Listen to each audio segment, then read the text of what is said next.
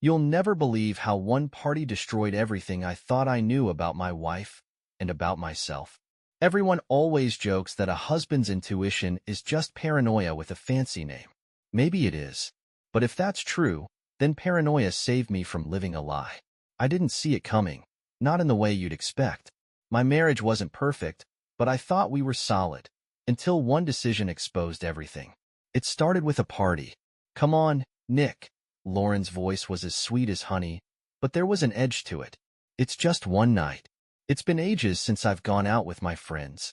I was standing by the kitchen counter, coffee mug in hand, staring at her like she was speaking a different language. I don't get it. You've never cared about this stuff before. And now you're dying to go to some co-worker's party? Lauren sighed and leaned against the counter opposite me.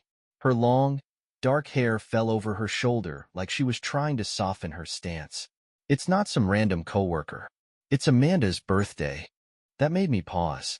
Amanda had been her work friend for years, but from everything Lauren had told me, Amanda was more of a wild card. Someone who thrived on drama. I crossed my arms. You told me Amanda's last party had people doing body shots and jumping into pools half naked. That doesn't sound like your scene. Lauren shrugged, but she didn't meet my eyes. I just want to unwind for once. I'll be back by midnight. My gut twisted. The way she was pushing this felt off. Do you want me to come with you? I asked, trying to sound casual. Her expression shifted, barely noticeable, but enough to set off an alarm. You don't even like parties. You'd hate it there. I smiled tightly. Maybe I'd hate it less if I was with you. She laughed, but it didn't reach her eyes. Nick, I need this night for me. For me. Those two words lingered in the air longer than they should have. I dropped it for the moment, but something wasn't sitting right. That night, as she got ready, I watched her from the doorway. She spent extra time on her hair and makeup, more effort than she usually put in for a casual night out. My pulse thudded in my ears as I forced myself to ask, "Why are you so dressed up?" She glanced at me through the mirror, her eyes widening slightly before she laughed. Oh my God. Nick, are you jealous? The way she said it, half amused, half dismissive, rubbed me the wrong way. Should I be? She waved me off with a flick of her hand. Don't be ridiculous. I wanted to believe her, but when she grabbed her phone and purse and walked out the door, something gnawed at me like a warning bell I couldn't shut off. I waited. I tried distracting myself with a game, some Netflix, and even the pile of laundry I'd been ignoring. But every second felt heavier than the last. By 10:30 p.m., I caved and sent her a quick text. Hope you're having fun.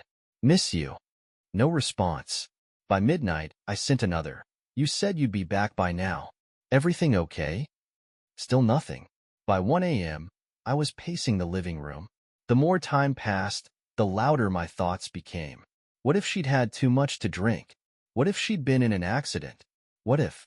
The front door finally clicked open at 1:47 a.m. Lauren stepped inside, smiling and flushed, her hair slightly messy. She reeked of vodka and perfume. You're late, I said flatly. She blinked at me as if surprised I was still awake. Nick, don't be dramatic. It was just a party. Just a party? I gestured at the clock. Lauren, you're almost 2 hours late, and you didn't text me back once. She rolled her eyes, kicking off her heels by the door. My phone died. That was the moment it hit me like a freight train. Something was seriously wrong. I stepped closer, lowering my voice. Who drove you home? She froze, barely for a second, but long enough for me to catch it. Amanda did. Lie. She was always a bad liar. Her left eye twitched slightly when she did it. Amanda? You sure? Her eyes flicked toward the couch, like she wanted to escape the conversation. Yeah. What's with the third degree? I'm tired. I watched her walk past me and head toward the bedroom without another word. I knew I should have let her sleep, but I couldn't. I felt like I was standing on the edge of something dangerous, and I needed answers before I fell. I picked up her purse from the table and quietly pulled out her phone. The screen lit up, 5% battery. And there it was, a text notification from someone named Ryan. Ryan, hope you got home safe. Had an amazing time tonight. My hand tightened around the phone. I stared at the message, willing it to change into something innocent. But there it was, plain as day. I took a deep breath and opened the conversation. There were messages from earlier in the night. Jokes, inside comments, flirty tones. Then, Lauren, tonight feels like an escape. I've missed this so much. My head spun. I walked into the bedroom, where Lauren was already under the covers, her back turned to me. Lauren. She didn't respond. I said her name again, louder this time. She groaned. Nick, it's late. Can we talk tomorrow? No, I said, my voice shaking. We're talking now. She sat up slowly, rubbing her eyes. What the hell is your problem? I held her phone out. Who's Ryan? Her face went pale in an instant. You left your phone unlocked, I continued, feeling my composure unravel. I saw everything. She opened her mouth, but no sound came out. That's what I thought, I muttered bitterly. Her lips trembled. Nick, please, it's not what you think. I laughed, but it wasn't real laughter. It was the kind of sound you make when the ground beneath your feet gives way. Not what I think. I threw the phone on the bed beside her. You've been lying to me all night. So, what should I think, Lauren? Tears welled in her eyes, but I didn't care. She had built this moment with every lie she'd told. I made a mistake, she whispered. A mistake. Her words ricocheted through my head like bullets. You need to tell me everything, I said quietly, but my tone left no room for debate. Her silence was louder than any confession could have been. I took a deep breath, trying to steady myself. But I knew one thing for sure. After tonight, nothing would ever be the same. Buckle up, because what she said next will change everything. Lauren wiped her eyes, but the tears kept coming. She looked like someone caught in a lie so tangled they couldn't find their way out. And for the first time since I'd met her, I didn't see my wife in her face. I saw a stranger. I didn't mean for it to happen, she whispered. Those words shattered something inside me. Didn't mean for what to happen, Lauren? What exactly did you not mean? She wrapped her arms around herself like she was bracing for impact. It was one night. I felt like she'd punched me. I took a step back. One night? You expect me to believe that? It's the truth. Her voice cracked. Ryan's nobody. He doesn't mean anything. Ryan's nobody? I scoffed, pointing at the phone. He sure seemed like somebody to you tonight. Jesus, Lauren, you've been texting him like some lovesick teenager. She buried her face in her hands, sobbing. I didn't feel sorry for her. Not even a little. This wasn't grief, it was guilt. I need to hear it all, I said. My jaw clenched so tightly it hurt. Every detail. She shook her head. It won't change anything. You owe me that much. I exploded. After everything we've been through, you owe me the truth. Lauren flinched, but finally looked me in the eyes. We met at a work event last month. He's in finance. We talked, and it just... She stopped herself, as if saying the words would make them too real. And it just what? I spat. She took a shaky breath. It just felt easy, Nick. I wasn't thinking about work or bills or how distant we've been lately. I felt like I was choking. So, because things got hard between us, you ran to someone else? I didn't run, she shouted, surprising me. Her face was flushed with anger, and her tears were still falling. Do you have any idea how lonely I felt? Lonely? I laughed bitterly. That's rich coming from you. I've been here, Lauren, every day, while you've been, what? Playing make-believe with some guy who doesn't even know you. She winced at my words but didn't deny them. That only fueled my rage. You should have talked to me, I continued. If you were that miserable, you could have said something. We could have worked on it. Her voice softened, guilt dripping from every word. I didn't want to hurt you. I felt cold all over. Well, congratulations. You failed. Lauren started sobbing again, but it was too late. The damage was done. I grabbed a jacket from the back of the chair. Where are you going? She asked, panicking. Out. You can't just leave. Watch me. I slammed the door behind me so hard that the walls shook. The cold night air hit me as I stormed out onto the street, but it barely registered. I could still hear her words echoing in my head. One night. It didn't mean anything, but it did. It meant everything. I walked for what felt like hours, letting my feet carry me wherever they wanted. Every memory of us together replayed in my head like a sick movie marathon. Our wedding day, lazy Sundays on the couch, the way she used to trace patterns on my arm when she thought I was asleep. Was any of it real? When I finally stopped, I was standing outside a 24-hour diner a few blocks from our apartment. I walked in, found a booth in the corner, and ordered a black coffee. The waitress gave me a sympathetic smile as she set the cup down. Rough night? I let out a hollow laugh. You could say that. She nodded, not prying, and left me to my thoughts. I sat there, staring into the coffee like it held answers. But there was no fixing this. No talking it out. My marriage wasn't just cracked. It was shattered. By the time I got home, the sun was starting to rise. The apartment was quiet, too quiet. Lauren was still asleep in the bedroom. For a split second, I thought about climbing into bed beside her like nothing had happened, pretending this was all some horrible nightmare. But I wasn't that weak. I stood at the foot of the bed, watching her sleep. How could she lie there so peacefully while my world was falling apart? Her phone was still on the nightstand. The battery was dead now, but I didn't need to see any more texts to know the truth. I grabbed a pillow and blanket from the closet and set up camp on the couch. I couldn't stand to be near her. The next morning, Lauren tiptoed out of the bedroom, her face pale and her eyes swollen from crying. "Nick," she whispered, sitting on the edge of the couch. "Please, we need to talk."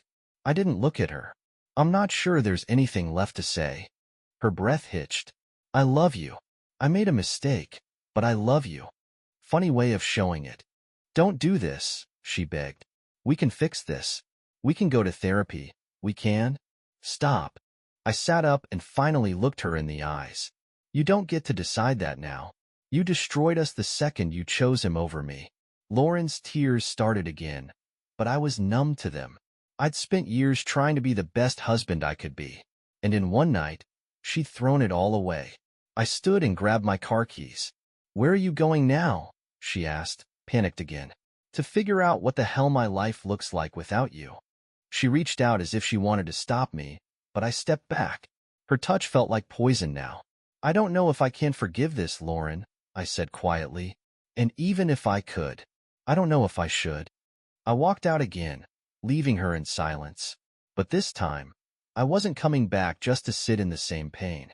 This time, I was ready to make decisions that would define the rest of my life. And I wasn't sure Lauren would be part of it. If you thought things couldn't get worse, think again. I drove aimlessly for an hour, the weight of everything pressing on my chest. At some point, I ended up at a nearby park. The sun was rising, casting a soft glow over the empty benches and the dew-covered grass.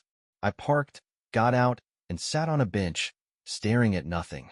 The thought of losing Lauren, really losing her, was suffocating. But how could I stay? How could I ever look at her the same way again, knowing someone else had touched what was supposed to be ours alone? My phone buzzed in my pocket, snapping me out of my thoughts. It was a text from my best friend, Matt. "Matt, hey man, you good? Haven't heard from you." Matt had been my closest friend since college, the guy who knew everything about me, sometimes more than I knew myself. I hesitated for a second, then called him. "Nick?" His voice was groggy. "It's 7 a.m. You okay?" "No," my voice cracked. "I need to talk." Matt didn't ask any more questions. "Where are you?" "Park on 5th. I'm on my way." 15 minutes later, Matt pulled up in his truck, wearing sweatpants and a hoodie. He grabbed 2 coffees from his cup holder and handed me one as he sat beside me. "What's going on?" I took a long sip before answering. "Lauren cheated on me." Matt froze, the coffee halfway to his mouth. "What?" I nodded, staring at the steam rising from the cup. "Some guy from her work event. It happened a few weeks ago. Last night, she went to a party and..." My throat tightened. "She lied to my face, Matt." Matt cursed under his breath. "I'm so sorry, man." He leaned back against the bench, shaking his head. "Lauren? I never would have thought." "Neither did I." I laughed bitterly. "But here we are." Matt ran a hand through his hair. "So, what's next?" I shrugged. "I don't know. I can't even think straight. Part of me wants to forgive her, to just go back to normal. But the other part? The part that keeps replaying her text with him? It wants to burn everything to the ground. Matt was quiet for a moment, then asked, "Do you still love her?" I felt the answer before I could say it.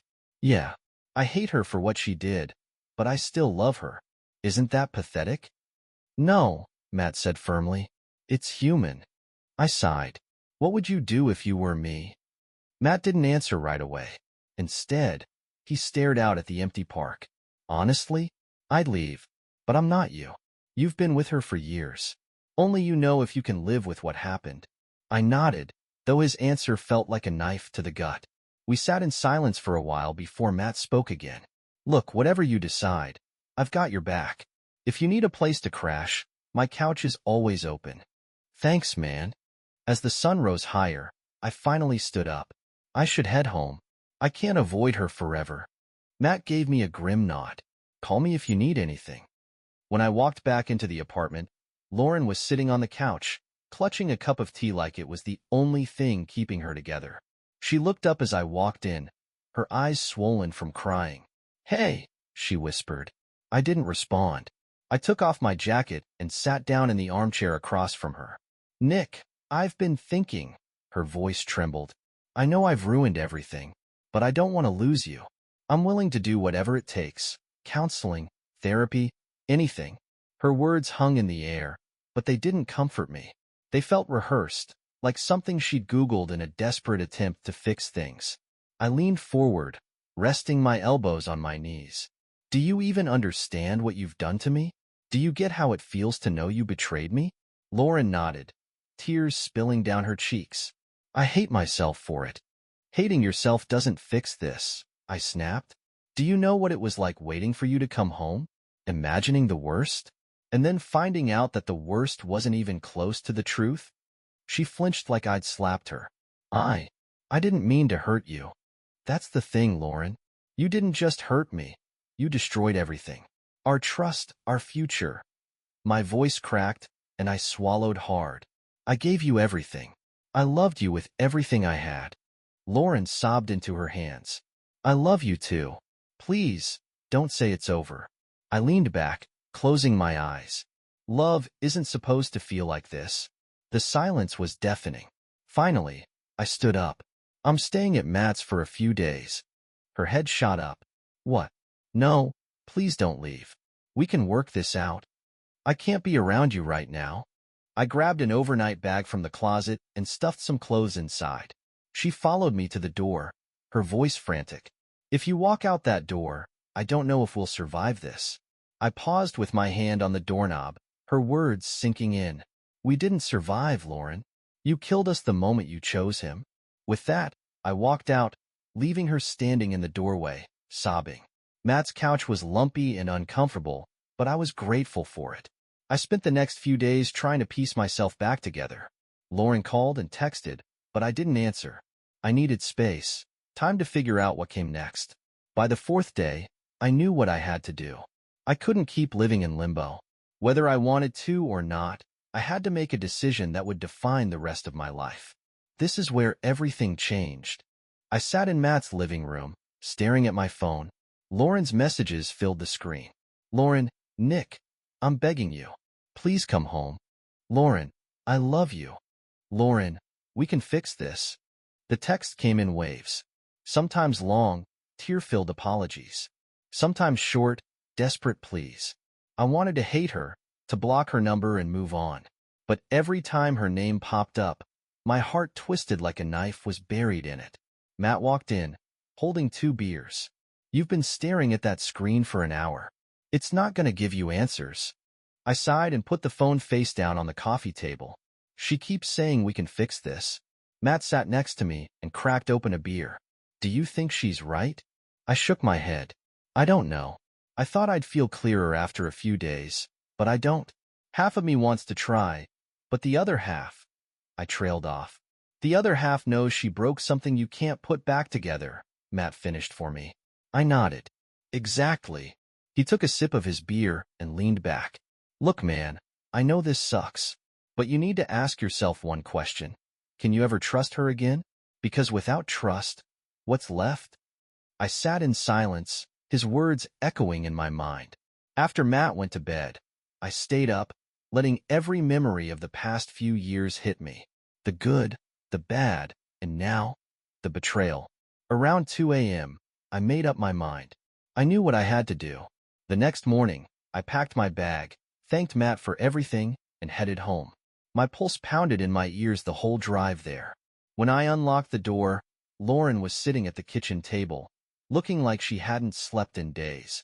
Her hair was messy, her face pale, and her eyes bloodshot from crying. The second she saw me, she shot up from the chair. "Nick." I raised a hand. "Sit." Her eyes searched mine, terrified. But she sat. I set my bag down and took a deep breath. "We need to talk, and I need you to let me finish. No interruptions." Lauren nodded, clasping her hands together like she was bracing for impact. I sat down across from her, the table between us feeling like a chasm. "I've had a lot of time to think, and the truth is, I love you, Lauren. I probably always will." A flicker of hope crossed her face. "But love isn't enough," I continued. Her face crumbled again. "You didn't just hurt me. You destroyed everything we built. Our trust, our future. You took it all and handed it to someone else." Tears poured down her cheeks, but I kept going. I needed to say it all. I could have handled almost anything, but this? I don't know how to come back from it. Lauren wiped her eyes frantically. "We can. Nick, I swear." "No," I cut her off. My voice softened. "We can't. Because every time I look at you now, I see him. I hear those texts in my head. I feel the lies." Her breath hitched as she tried to speak, but I pressed on. "You made a choice, Lauren, and now, I'm making mine." I stood up and reached into my bag, pulling out a manila envelope. I set it in front of her. Her hand shook as she opened it. "Divorce papers." She stared at the papers, then at me, her face a mask of disbelief and devastation. "Nick, no. Please, don't do this." I swallowed hard, fighting the ache in my chest. "It's already done." Lauren pushed the papers away like they burned her. "You don't mean this. You're just hurt and angry." "Of course I'm hurt and angry," I snapped, my voice rising. "But this isn't a punishment. It's survival.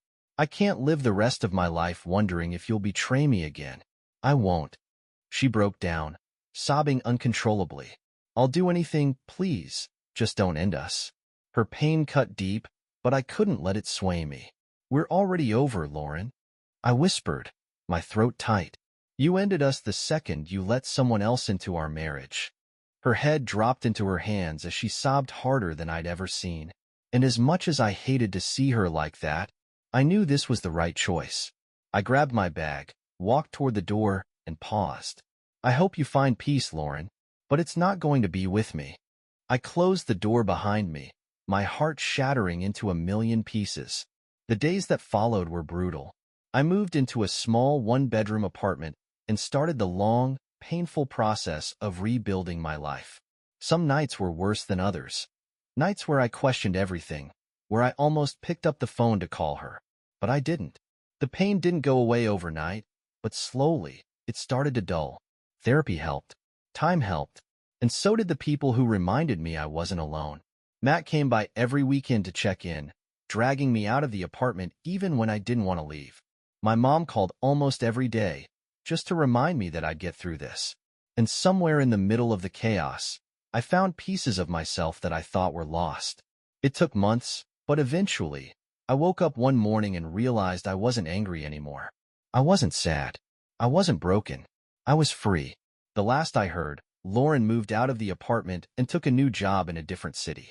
We never spoke again after I signed the final divorce papers. Do I still think about her? Sometimes, but not in the way you'd expect. When I think of Lauren now, I don't see betrayal. I see a lesson. Love isn't enough without trust. I've started dating again, but this time, I'm moving slower. I've learned that my peace matters more than my pride, and I refuse to settle for someone who doesn't value that peace. As for Lauren, I hope she finds what she was looking for, but I'll never forget what her betrayal taught me. The person who says they'll never hurt you is sometimes the one who does the most damage.